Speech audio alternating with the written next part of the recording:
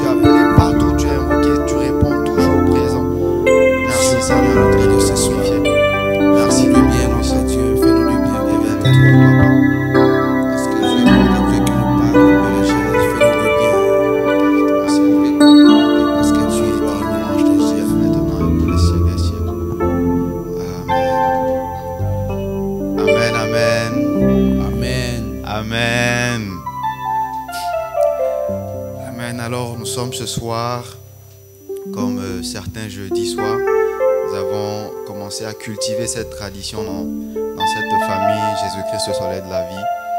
Nous consacrons certains cultes du jeudi à des moments d'études bibliques, des moments de partage entre frères et sœurs où on se plonge dans la parole, dans les Écritures pour essayer de comprendre, pour essayer d'apprendre de la Bible de chacun d'entre nous aussi, parce que c'est un culte pas comme les autres. Comme mon frère Aristide aime le dire, c'est un culte où les fidèles deviennent des pasteurs, les pasteurs deviennent des fidèles. Et il y a ce brassage, ce mélange qui édifie tout un chacun. Et on en sort vraiment béni, on en sort abondamment béni. Alors ce jeudi, nous avons décidé, nous avons choisi, et bien sûr sous l'inspiration du Saint-Esprit, de concentrer nos réflexions, de vraiment nous plonger dans le livre d'Exode et en particulier le chapitre 13. Donc notre étude sera basée sur ça. Exode, le chapitre 13. J'espère que vous avez eu le temps de lire en semaine. Qui n'a pas lu? Ok. Et qui sont ceux qui ont eu à lire Exode 13 durant la semaine? Ok. Même si tu n'as pas lu, c'est jamais trop tard pour recevoir quelque chose de la part du Seigneur. Maintenant, nous serons en train de lire, nous serons en train de parler au sujet de ce passage-là. Certainement, je dis certainement, le Seigneur va déposer quelque chose dans ton cœur. Le Seigneur va te communiquer un message personnel et aussi pour nous qui sommes autour. Alors, sois disposé pendant que je ferai la lecture de ce passage. Alors, Exode 13, je lis au nom du Seigneur. L'Éternel parla à Moïse et dit, « Consacre-moi tout premier-né parmi les enfants d'Israël, tant des hommes que des animaux. Il m'appartient. » Moïse dit au peuple, « Souvenez-vous de ce jour où vous êtes sortis d'Égypte, de la maison de servitude, car c'est par sa main puissante que l'Éternel vous en a fait sortir. On ne mangera point de pain levé. Vous sortez aujourd'hui dans le mois des épis. Quand l'Éternel t'aura fait entrer dans le pays des Cananéens, des Hétiens, des Amoréens, des Héviens et des Jébusiens, qu'il a juré à tes pères de te donner, pays où coule le lait et le miel, tu rendras ce culte à l'Éternel dans ce même mois. Pendant 7 jours, tu mangeras des pains sans levain, et le 7e jour, il y aura une fête en l'honneur de l'Éternel. On mangera des pains sans levain pendant les 7 jours, on ne verra point chez toi de pain levé, et l'on ne verra point chez toi de levain, dans toute l'étendue de ton pays. Tu diras alors à ton fils, c'est en mémoire de ce que l'Éternel a fait pour moi lorsque je suis sorti d'Égypte. Ce sera pour toi comme un signe sur ta main et comme un souvenir entre tes yeux, afin que la loi de l'Éternel soit dans ta bouche, car c'est par sa main puissante que l'Éternel t'a fait sortir d'Égypte. Tu observeras cette ordonnance au temps fixé d'année en année. Quand l'Éternel t'aura fait entrer dans le pays des Cananéens, comme il a juré à toi et à tes pères, et qu'il te l'aura donné, tu consacreras à l'Éternel tout premier-né, même tout premier-né des animaux que tu auras, les mâles appartiennent à l'Éternel. Tu rachèteras avec un agneau tout premier-né de l'âne, et si tu ne le rachètes pas, tu lui briseras la nuque. Tu rachèteras aussi tout premier-né de l'homme parmi tes fils. Et lorsque ton fils te demandera un jour, que signifie cela? Tu lui répondras, par sa main puissante, l'Éternel nous a fait sortir d'Égypte, de la maison de servitude. Et comme Pharaon s'obstinait à ne point nous laisser aller, l'Éternel fit mourir tous les premiers-nés dans le pays d'Égypte, depuis les premiers-nés des hommes jusqu'aux premiers-nés des animaux. Voilà pourquoi j'offre en sacrifice à l'Éternel tout premier-né des mâles, et je rachète tout premier-né de mes fils.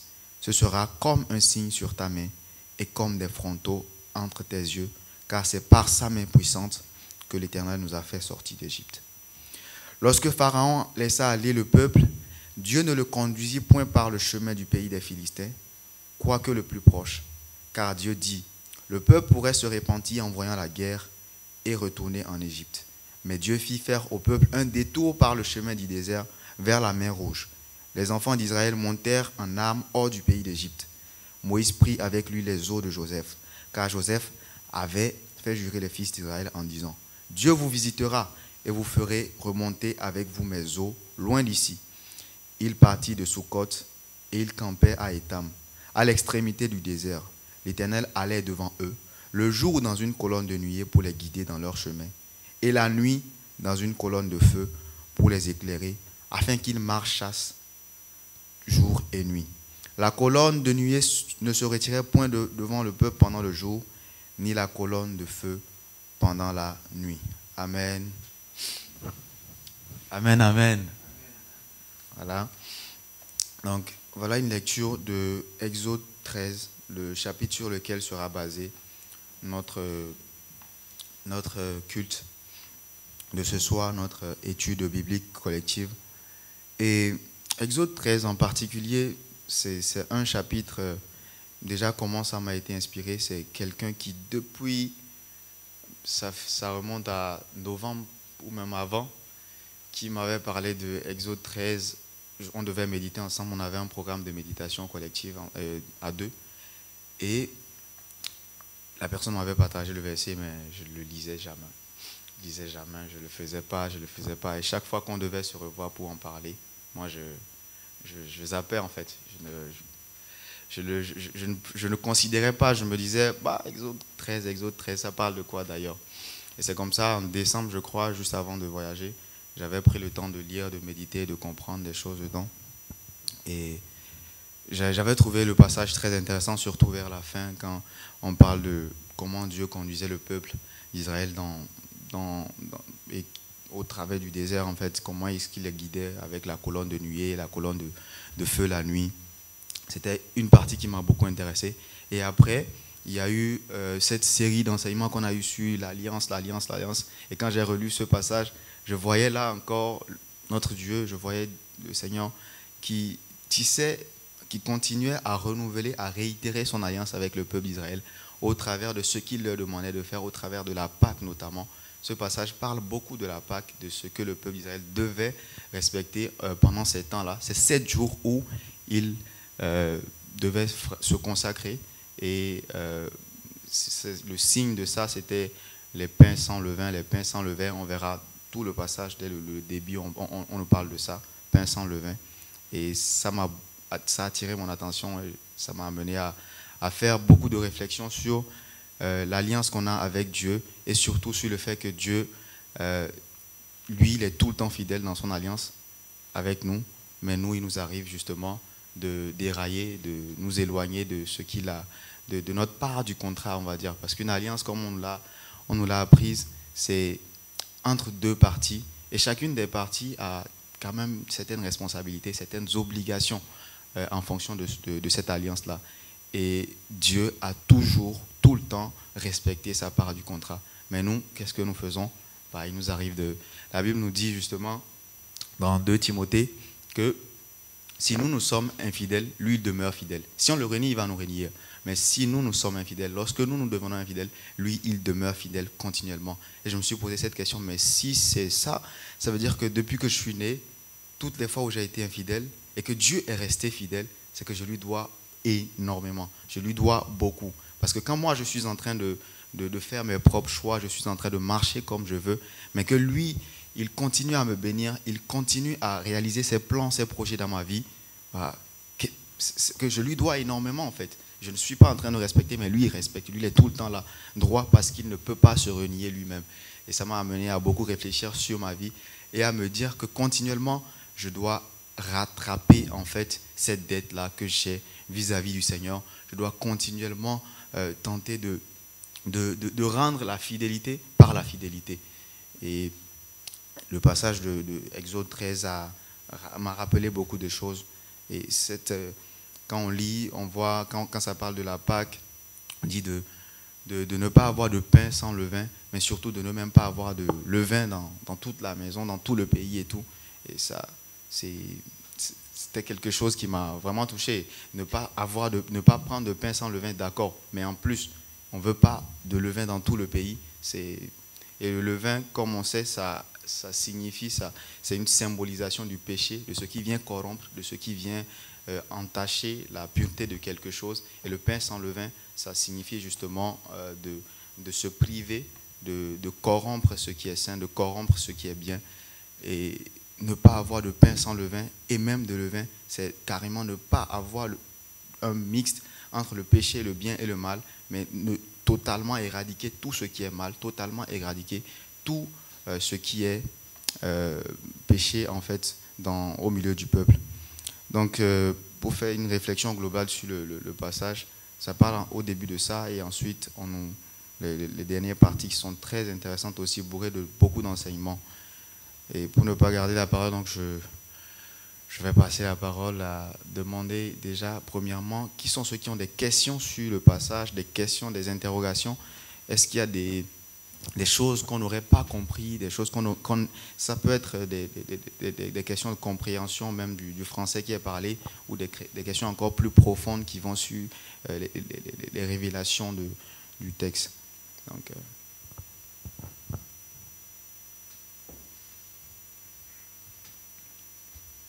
on peut commencer par mes sœurs.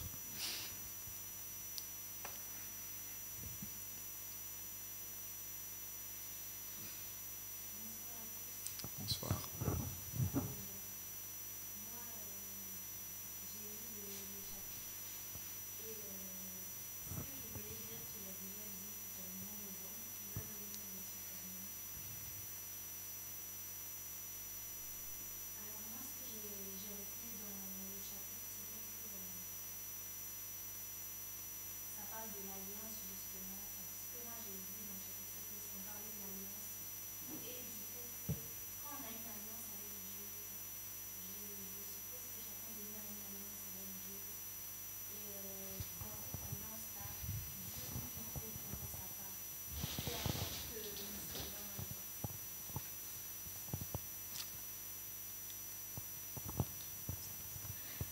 Euh,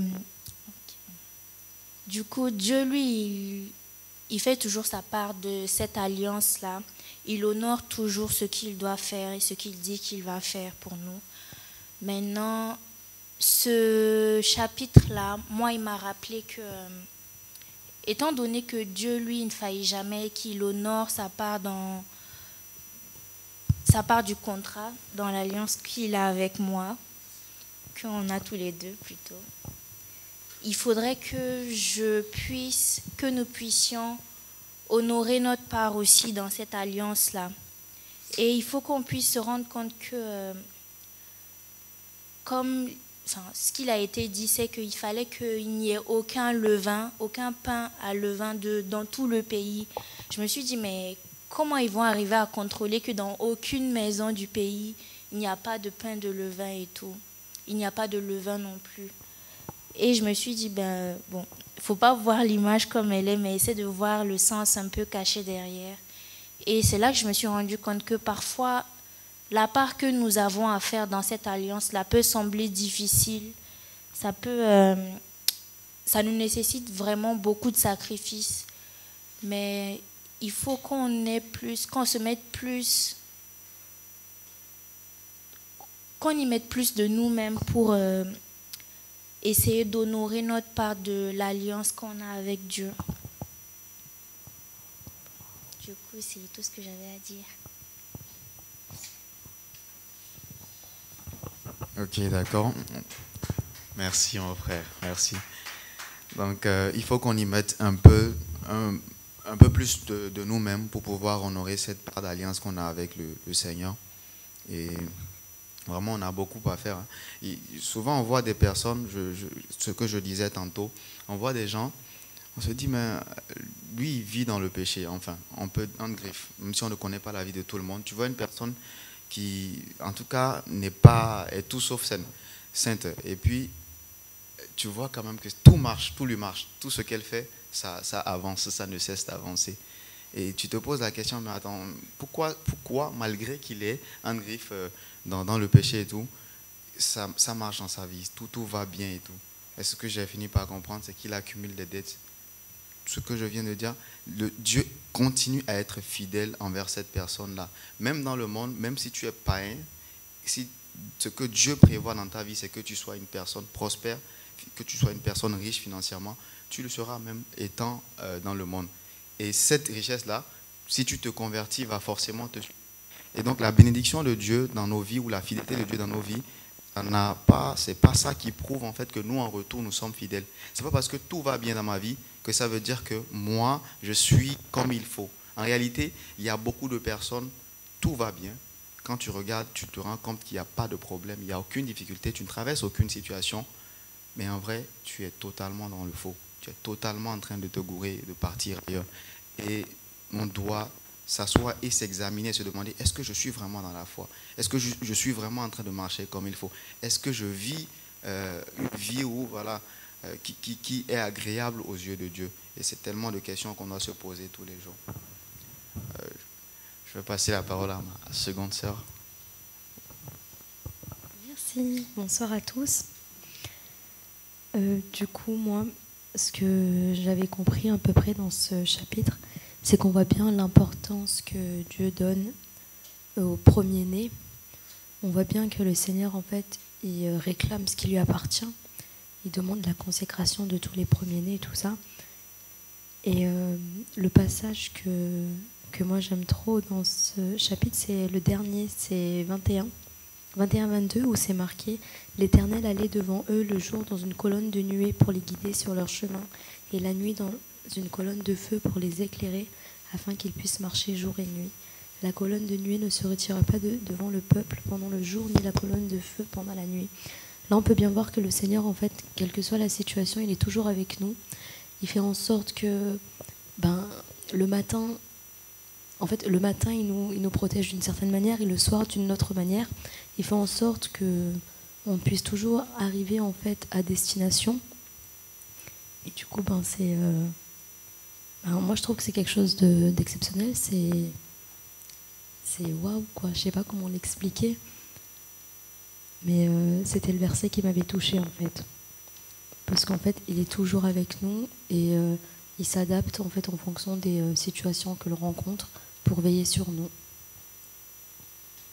Voilà. Amen, amen, amen.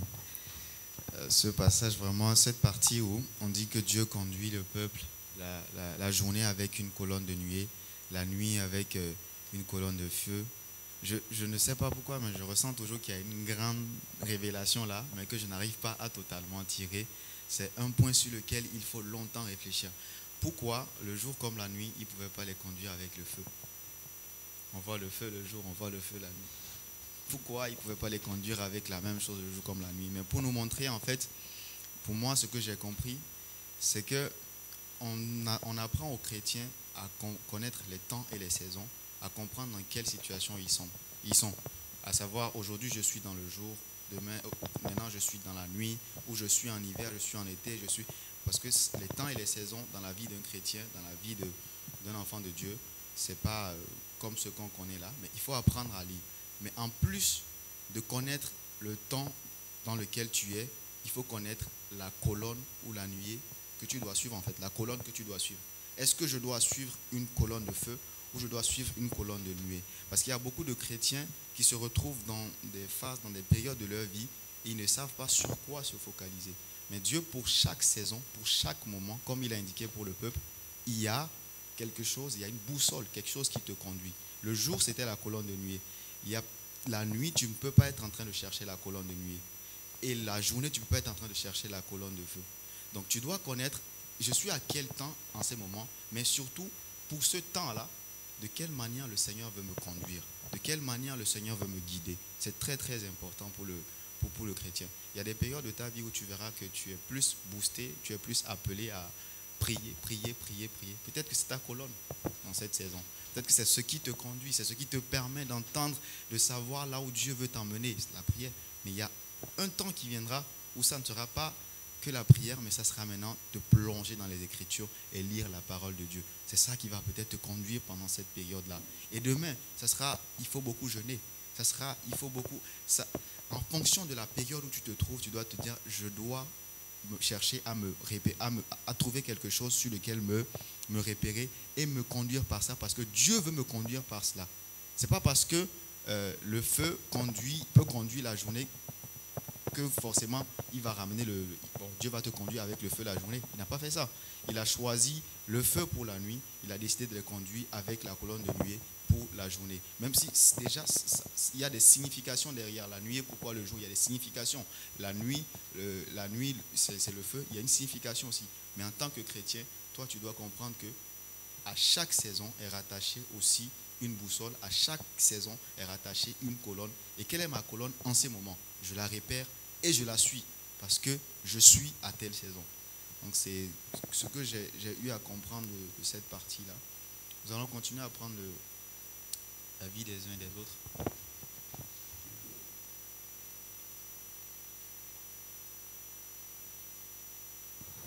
Alléluia. Bon, il faut dire que avec Exode ici 13, bon, j'en viens au verset 14, où c'est marqué que signifie cela. Et là, ici, on essaie de voir cette question déjà pose même de la problématique du pourquoi de la consécration des premiers-nés. Et la question est posée, que signifie cela? Et à la suite, bon, je vais essayer de lire, que signifie cela? Tu lui diras, tu lui répondras, par sa main puissante, l'Éternel nous a fait sortir d'Égypte, de la maison d'esclavage. Et comme le Pharaon s'obstinait à ne pas nous laisser partir, l'Éternel a fait mourir tous les premiers-nés en Égypte, depuis les premiers-nés des hommes jusqu'aux premiers-nés des animaux.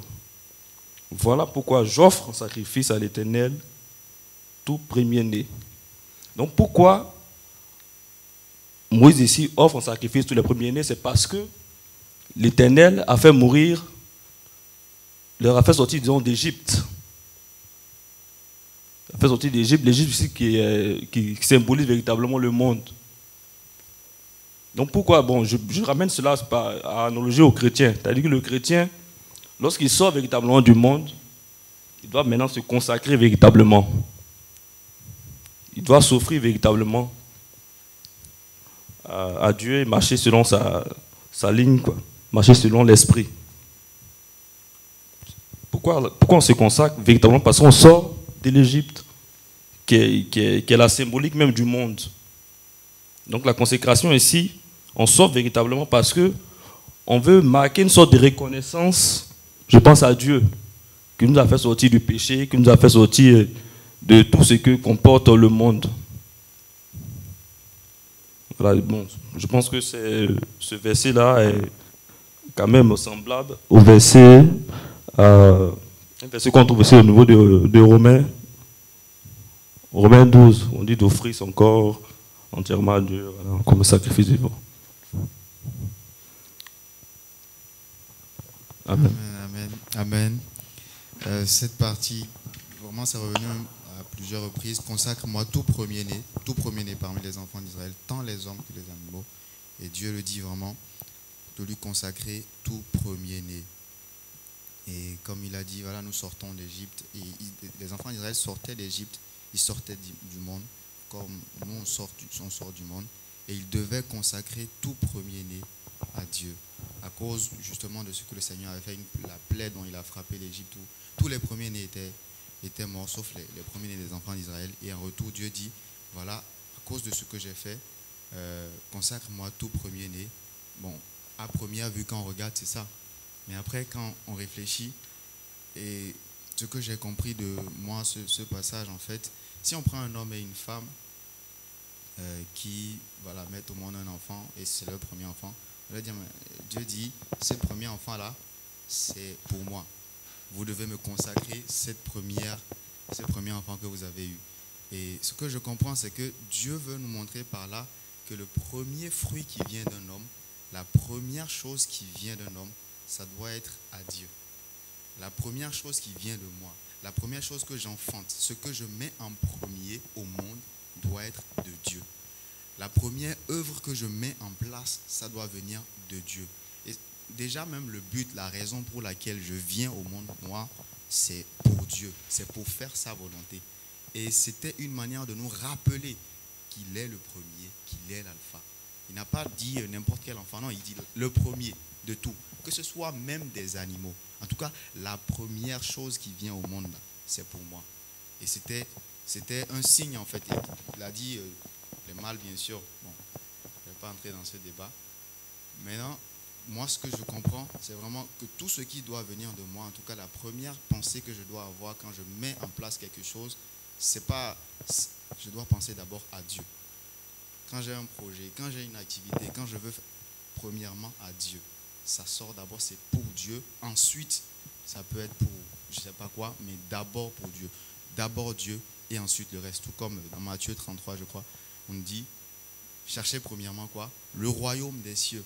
Et tout vous sera donné par-dessus. Cherchez premièrement ça. On doit toujours focaliser, on doit se dire, c'est d'abord lui le premier, le centre même de toute chose, c'est d'abord lui et ensuite tout vient. Et il a voulu rappeler cela au peuple, il a dit, voilà, vous allez faire ça. Tout premier-né, vous allez me consacrer cela, vous allez racheter cela. Et nous, dans notre vie aujourd'hui, devons mettre cela en application et toujours donner cette première place-là. Nous l'appelons tout le temps alpha, mais est-ce que dans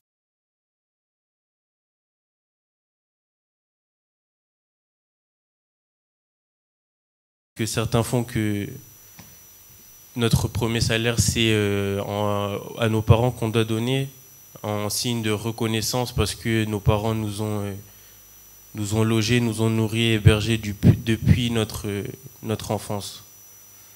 Et comme aussi un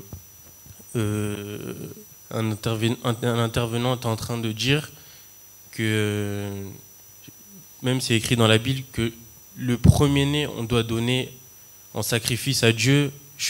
Ça me rappelle aussi, par exemple, quand on a un projet, remettons-le entre les mains de Dieu, car c'est par sa grâce et c'est lui qui nous a inspiré ce projet. Donc il faut vraiment recommander cela entre les mains de Dieu avant de commencer quoi que ce soit.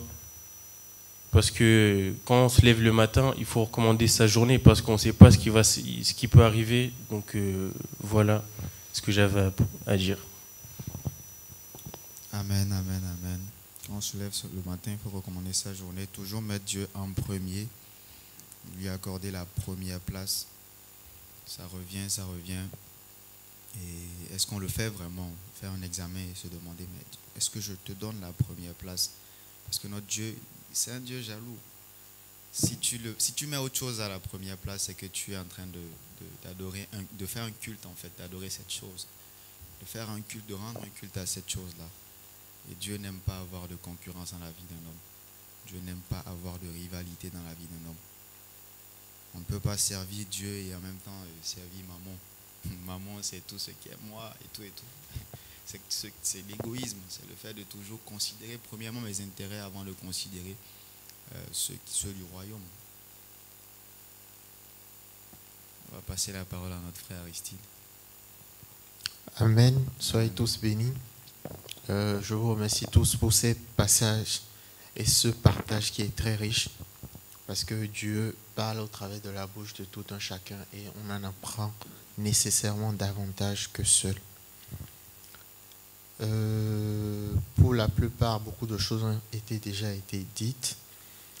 Moi, je vais revenir sur quelques points qui m'ont frappé. Bon, je vais commencer par la dernière intervention de Valentin et je voulais aussi en parler.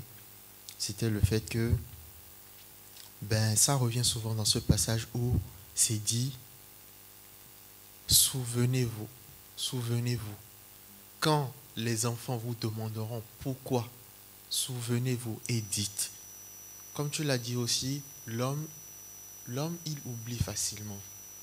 Dieu peut lui accorder une grande délivrance, quelqu'un qui est possédé, quelqu'un qui a des misères, des trucs, d'une douleur inexplicable. Les médecins ne peuvent rien y faire. Dieu délivre, Dieu guérit. Mais on oublie, que ce soit même juste pour témoigner, que ce soit juste pour changer sa manière de vivre ou sa manière de fonctionner, pour désormais maintenant aimer ce Dieu qui nous a délivrés, on oublie. Et nous ne devons pas être comme des oublieux, justement, apprendre cette culture de nous rappeler. Au début de notre vie chrétienne, on est zélé, on aime Christ, on sait ce que Christ a fait pour nous, on accepte de lui donner notre vie. Mais combien d'entre nous gardent le souvenir exact, parfait de la révélation de Christ qu'on a eue quand on a accepté le Seigneur? Est-ce que tu essayes là, maintenant, de te rappeler quand tu as reçu la révélation du Christ Sauveur, du Christ Seigneur, Christ mort à la croix pour toi, Christ qui a donné sa vie pour que plus aucune malédiction, plus aucune condamnation ne soit sur ta vie. Cet enthousiasme, cet engouement, est-ce qu'aujourd'hui ce feu ardent t'anime encore? Est-ce que dans ta mémoire, tu n'as pas déjà commencé par oublier la toute puissance de ce Dieu mort à la croix? À chaque fois quand Moïse parlait, je suis au verset 3 là, Moïse dit au peuple, souvenez-vous du jour d'aujourd'hui où vous êtes sortis d'Égypte, de ce pays où vous étiez esclaves. C'est grâce à sa puissance que le Seigneur vous a fait sortir de là. Souvenez-vous, chaque fois souvenons-nous. Ce que Christ a fait pour nous, il faut que chaque jour, on s'en souvienne. Tout à l'heure, le frère parlait des premières choses qu'on fait quand on se réveille, des premiers instants d'un projet et tout. Est-ce que quand tu te réveilles chaque jour, tu te souviens, il est mort pour moi? Il est mort pour moi. Et autre chose, au verset 6, pendant 7 jours, vous mangerez du pain sans levain. Le 7e jour, vous ferez une fête en l'honneur du Seigneur. On a l'habitude de venir à l'église les dimanches et tout. Mais est-ce que toi-même, personnellement, il t'arrive de prendre une journée comme ça ou de prendre un moment de te dire, aujourd'hui chez moi, je vais fêter comme si c'était aujourd'hui que Jésus il est ressuscité. Parce que moi, je ramène cette histoire à notre contexte, à nous. Jésus, il est mort pour nous. Certes, on le sait, on ne l'a pas vécu. On a eu la foi, par ça, on est sauvé. Mais même pour les victoires que nous obtenons personnellement de la part de Dieu, est-ce que nous faisons une fête en l'honneur du Seigneur? Parce que c'est le Seigneur qui a demandé, vous ferez une fête en l'honneur. Donc c'est fort, ce n'est pas juste aller au culte, ce n'est pas juste prière sur Zoom, mais vraiment une attitude de reconnaissance totale par rapport à tout ce que Dieu fait dans ta vie, par rapport à telle bénédiction, tel projet qui avance, ta famille que Dieu protège. Au verset 8, nous lisons, « Pendant cette fête, vous donnerez cette explication à vos enfants. Nous faisons cela à cause de ce que le Seigneur a fait pour nous quand nous sommes sortis d'Égypte. » C'est aussi une bonne culture que des personnes déjà en couple ou ayant déjà des enfants à la maison peuvent instaurer ce genre de dialogue avec les enfants pour leur rappeler les bienfaits de l'Éternel dans leur vie et leur dire, voilà, l'Éternel a fait ça pour moi. C'est pour ça, ce jour, nous faisons telle chose. Ce serait bien d'avoir ce genre de culture, même avec des enfants, pour qu'ils n'oublient pas ce souvenir-là. Parce que tous les propos de Moïse tournaient autour du souvenir. N'oubliez pas. Là, maintenant, je suis dans le verset 13, où c'est dit, le premier petit de l'ânesse, vous le remplacerez par un mouton ou un cabri, ou bien vous le tuerez en lui brisant le cou. Mais tous les fils aînés de votre peuple, vous les racheterez avec de l'argent. Comme l'a dit Sharif, tout premier-né appartient à Dieu. Mais là, Moïse donne des instructions en disant, tous les fils aînés de votre peuple, vous les rachèterez avec de l'argent. Tout à l'heure, Sharif parlait aussi de la dette, en quelque sorte que nous emmagasinons envers Dieu. Cette même dette a été payée au prix du sang versé à la croix. Si tu essaies toi-même de payer une certaine dette à Dieu, tu ne pourras jamais.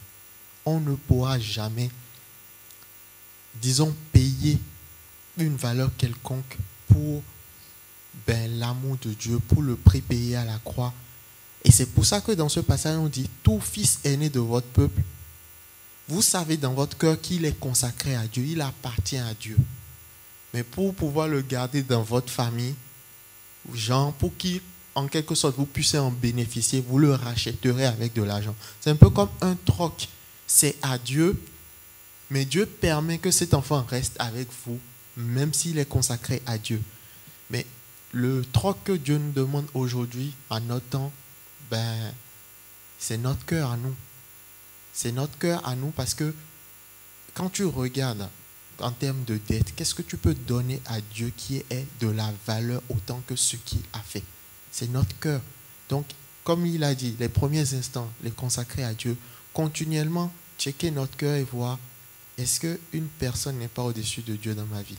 Est-ce que mes projets, mes ambitions ne sont pas au-dessus de Dieu? Est-ce que l'argent n'est pas au-dessus de Dieu? Et c'est en ce sens que vraiment, nous pouvons savoir si notre cœur, il appartient à Dieu. Au verset 16, c'est dit, ces sacrifices seront pour vous un souvenir, tout comme une marque sur votre bras ou sur votre front. Ils vous rappelleront ceci, c'est le Seigneur qui vous a fait sortir d'Égypte. Je vais terminer par le verset 21, on est aussi revenu dessus, où c'est dit, le Seigneur lui-même marche devant eux, le jour il se tient dans une colonne de fumée pour leur montrer la route.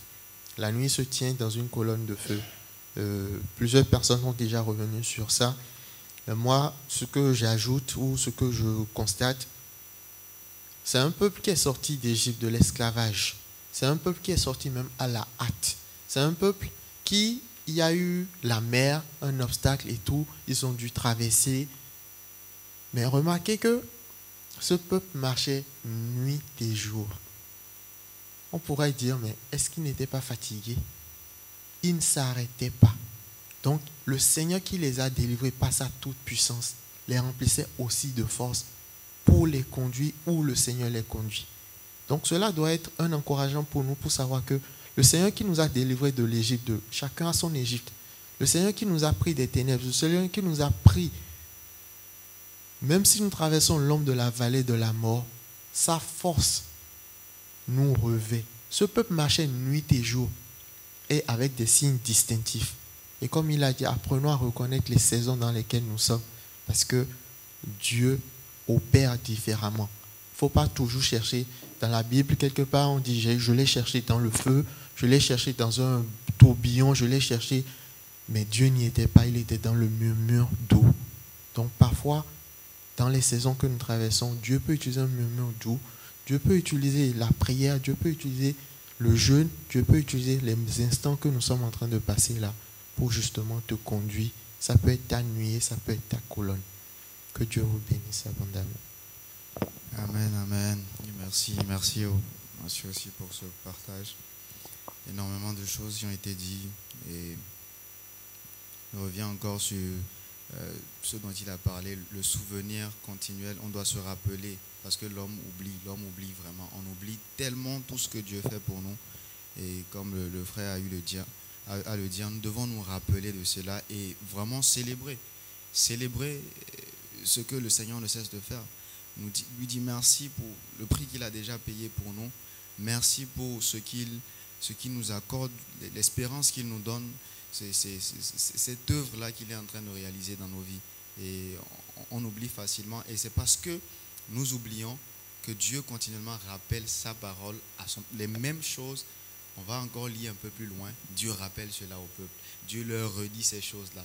Et quand tu vois comment Dieu insiste avec son peuple, tu te dis, moi en tant que chrétien, ça veut dire que je dois vraiment lire au quotidien ma Bible.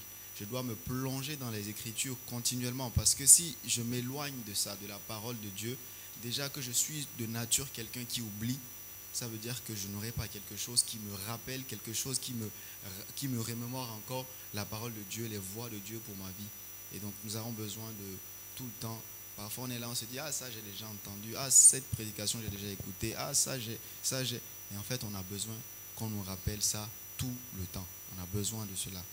Et une chose que j'ai remarqué en fait et que j'avais souligné quand j'étais en train de lire, on nous dit que lorsque Pharaon laissa, dans le verset 17, lorsque Pharaon laissa aller le peuple, Dieu ne le conduisit point par le chemin du pays des Philistins, quoique le plus proche, car Dieu dit, le peuple pourrait se repentir en voyant la guerre et retourner en Égypte.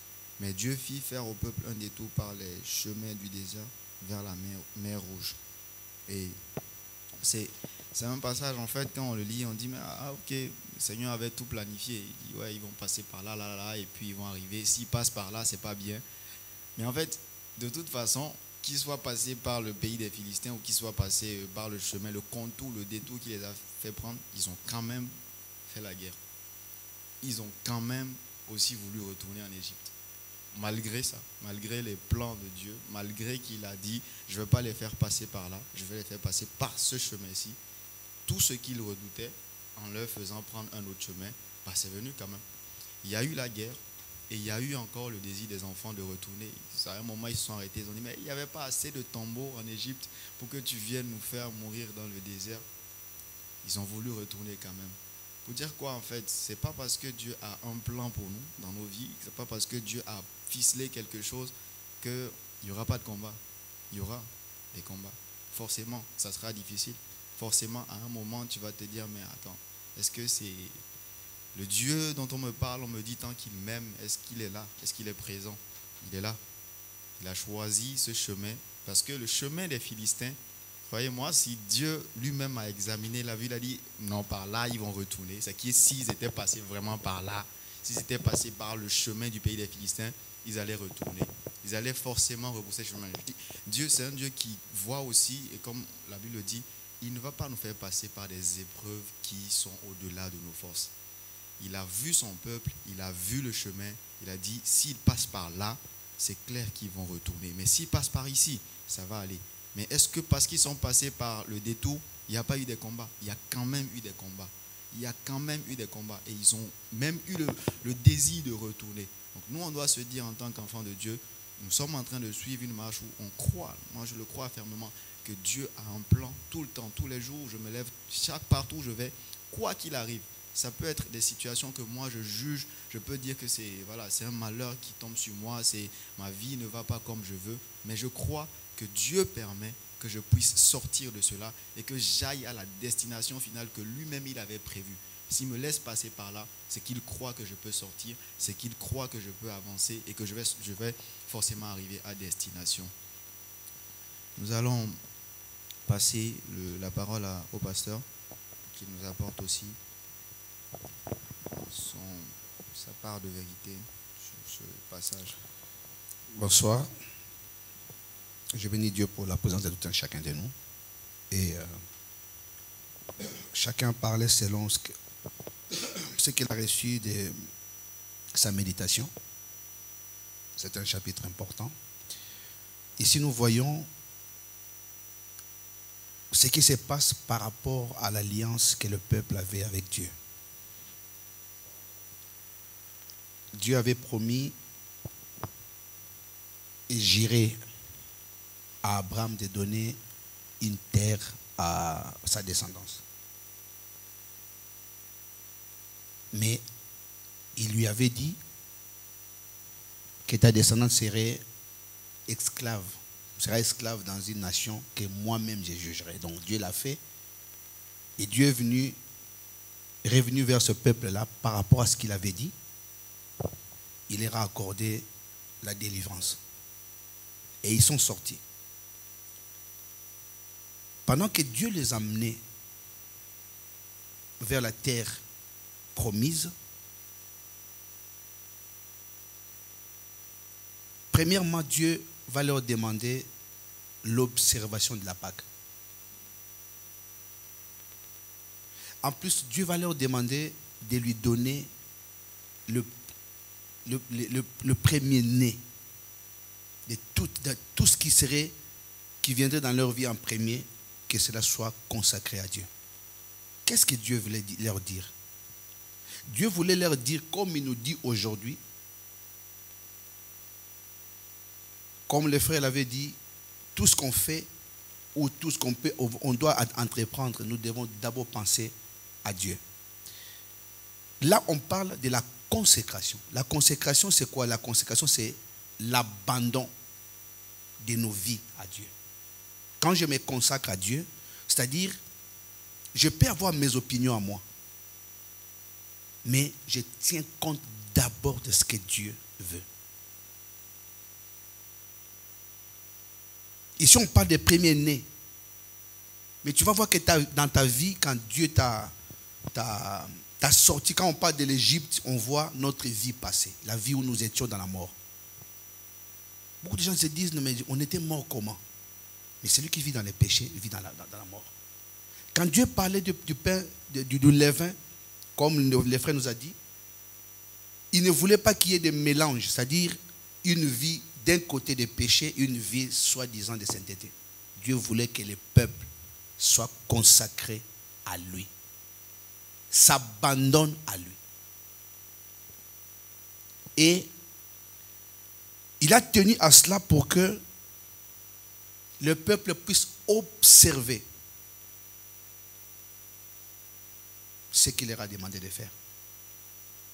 C'est-à-dire qu'il leur donne des trucs, il leur dit pendant 7 jours.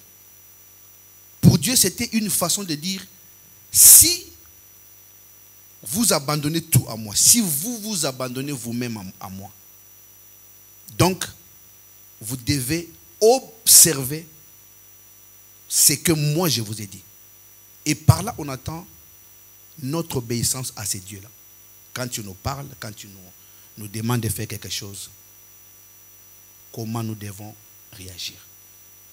Ici, nous parlons dans le contexte des enfants d'Israël, mais ramenons dans notre contexte, nous allons voir que Dieu nous demande simplement de nous consacrer, c'est-à-dire d'obéir à tout ce que lui nous demande de faire.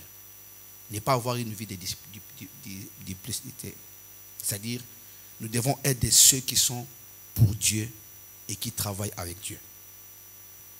Alors vous allez remarquer que Dieu les fait sortir, il les amène à Canaan. Tout à l'heure, le frère nous l'a dit, Dieu leur a fait faire un détour. Mais c'était quoi le détour? Le détour, c'était pour qu'ils puissent apprendre des leçons que Dieu leur avait préparées. Ils seraient passés par la ville des Philistins, comme notre frère vient de le dire tout à l'heure. Ils ont quand même eu des combats. Mais Dieu savait que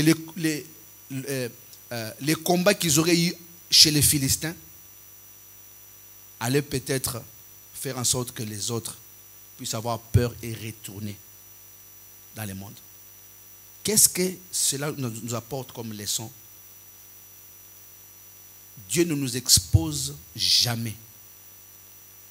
Il nous met toujours à l'abri. Des fois, tu peux voir dans ta vie, il y a des situations qui te dérangent. Tu te dis, ben, j'ai pris Dieu, mais pourquoi telle chose arrive? Quand tu regardes bien, Dieu leur avait promis le Canaan. Dieu pouvait faire en sorte qu'ils partent de l'Égypte jusqu'à Canaan. Mais comment il devait faire ces détours-là pour arriver là-bas? Et vous allez remarquer que dans tous ceux qui sont sortis, tous sont péris dans le désert. Pourquoi? Parce qu'ils n'ont pas observé ce que Dieu avait dit. Certains ne se sont pas consacrés à Dieu parce que plus tard, ils ont fait des choses que Dieu ne voulait pas. Quand des fois nous voyons que les choses durent, que les choses sont compliquées dans la vie des fois, nous ne nous posons pas de questions parce que Dieu veut que nous puissions savoir une chose, c'est que plus ça dure, c'est qu'il y a une leçon quelque part à tirer. Combien de gens ont dit, je ne peux pas avoir d'enfant, je ne sais pas pourquoi je dois prier. Je n'ai pas de travail, je n'ai pas d'argent. Pourquoi continuer à prier? Où est Dieu? On se pose des questions. Mais Dieu sait. Il ne nous expose jamais. Je viens encore dans ce que le frère vient de dire tout à l'heure. Dieu ne nous laisse pas dans les choses qui nous dépassent. C'est-à-dire les épreuves auxquelles Dieu nous soumet, ce sont des épreuves que nous sommes capables de supporter et de surmonter. Donc Dieu a fait qu'ils fassent ces détours pour les enseigner une leçon par rapport à ce qu'ils allaient rencontrer comme défi. Et aussi Dieu lui-même les conduisait. La Bible dit le jour par une nuée et la nuit par une colonne de feu. Dieu était lui-même le guide. C'est-à-dire que il était en train de faire cette marche avec eux. Il était au milieu d'eux. Quoi qu'ils étaient en train de murmurer, mais Dieu était au milieu d'eux pour les guider et aussi pour les protéger. La colonne de nuée, c'était, comme il a dit les frères, une boussole. C'est ça. Hein? Pour leur montrer le chemin. Mais la nuit, personne ne peut voir. Quand il fait nuit, tout le monde tâtonne. Et comme Dieu était au milieu d'eux, il marchait lui-même avec eux. La nuit, il était une protection. C'est pourquoi la colonne de feu les accompagnait. Bien qu'ils pouvaient éclairer, mais ça les protégeait. Et même ceux qui pouvaient les combattre, les attaquer, quand ils pouvaient voir cette colonne de feu, ils se sont posés des questions pour dire non, ça c'est pas normal. Il y a quelque chose qui se passe là. Donc Dieu était au milieu d'eux et lui-même était celui qui les conduisait les jours et la nuit. C'est ce qu'il fait avec toi et avec moi. Quand nous étions dans le monde, nous étions dans les ténèbres. Et quand nous sommes venus en Christ, nous marchons dans la lumière. Étant les dieux qui guident et qui protègent, il veut que nous puissions avoir l'assurance que l'alliance qu'il a faite avec nous, il tient à cela. Et là où Dieu a prévu de nous amener, il finira par faire en sorte que nous puissions y arriver. Les enfants d'Israël, il y en a certains qui étaient déboussolés et ont péché dans le désert et ils sont tous morts. Ça doit nous servir de leçon pour dire nous sommes fils et filles d'alliance. Sachons une chose, que Dieu est avec nous et il marchera toujours avec nous. Croyons en ce que Dieu a dit. Tout ce qu'il nous a prescrit, tout ce qu'il nous a donné comme instruction, nous devons le retenir et le garder et le mettre en pratique. nos vies ne doivent plus ressembler à ce qu'elles étaient avant. Nous devons changer notre façon de voir les choses, notre vision, parce que Dieu est au milieu de nous. Vous savez, notre Dieu, c'est un Dieu jaloux. Il peut te donner le succès, mais il ne te donnera jamais sa gloire. Il ne donne sa gloire à personne. Le succès, il peut te le donner, mais sa gloire lui appartient. Il conduisait le peuple lui-même comme un guide et un protecteur. C'est ce qu'il est pour nous et pour tout un chacun de nous. Apprenons à nous consacrer à Dieu. Apprenons à obéir à Dieu. Apprenons à observer tout ce qu'il nous a prescrit. Apprenons à lui faire confiance, à marcher avec lui, parce qu'il est un Dieu qui ne ment jamais.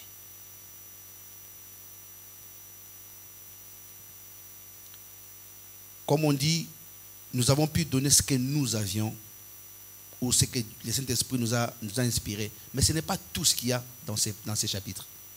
Il y a encore beaucoup d'autres choses. Et une chose que je vais nous demander encore, à chaque fois que nous ferons des méditations sur la parole de Dieu, posons des questions et essayons de trouver des réponses. Quand nous lisons, essayons d'entrer en profondeur, de savoir pourquoi telle chose est à tel endroit. Pourquoi c'est dit de telle ou telle d'autre manière. Parce que dans chaque parole que nous voyons, il y a toujours une leçon à tirer. Et une fois que nous comprenons la leçon, cela nous fait grandir. Et c'est comme ça que nous serons toujours agréables à Dieu. Ces peuples avaient tout ce que Dieu lui avait donné pour voir Canaan. Mais vous allez voir qu'à la fin, il n'y avait que 2 personnes qui sont rentrées. Parce que tous étaient à côté de ce que Dieu avait dit. Tous mélangeaient. Tous faisaient des choses qui réveillent la colère de Dieu. Étant de ceux qui ont été rachetés à un grand prix par la mort de Christ sur la croix, par ces 100 versets d'un juste qui a accepté d'être traité injuste pour que nous soyons ce que nous sommes aujourd'hui. Mettons-nous de comprendre ces choses-là. Surtout, n'oublions pas. Chacun de nous avons été tirés quelque part. C'est pourquoi même là, la parole de Dieu rappelait aux enfants d'Israël de se souvenir, de se rappeler. Souvenons-nous d'où est-ce que Christ nous a tirés. Mais une chose est vraie, c'est que nous devons nous consacrer à Dieu. Nous devons observer ses commandements.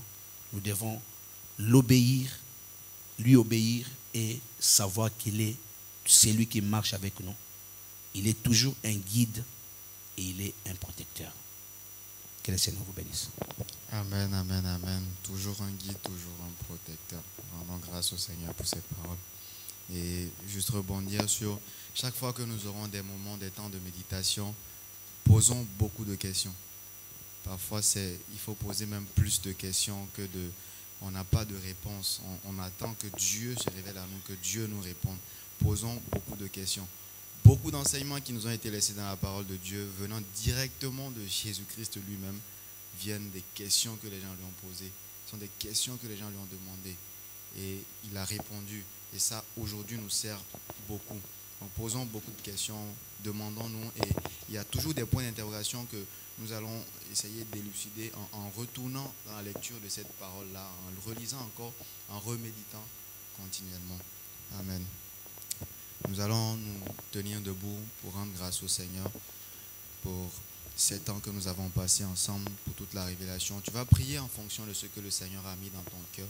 Certainement, tu as reçu un message, il y a eu quelque chose qui a captivé ton attention. Tu vas prier en fonction de cela, que le Seigneur puisse t'aider à mettre en pratique la parole.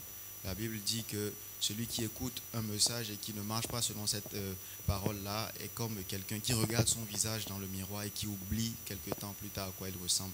Tu vas demander que le Seigneur t'aide à mettre en pratique cela, à garder cette parole dans ton cœur, que l'Esprit de Dieu puisse te rappeler continuellement ce message. Élevons nos voix. Seigneur Dieu Tout-Puissant, nous te rendons grâce, te disons merci. Merci Papa pour la révélation, merci pour ces instants, pour ces moments où tu es venu nous parler, où tu nous as édifiés par ta parole Jésus.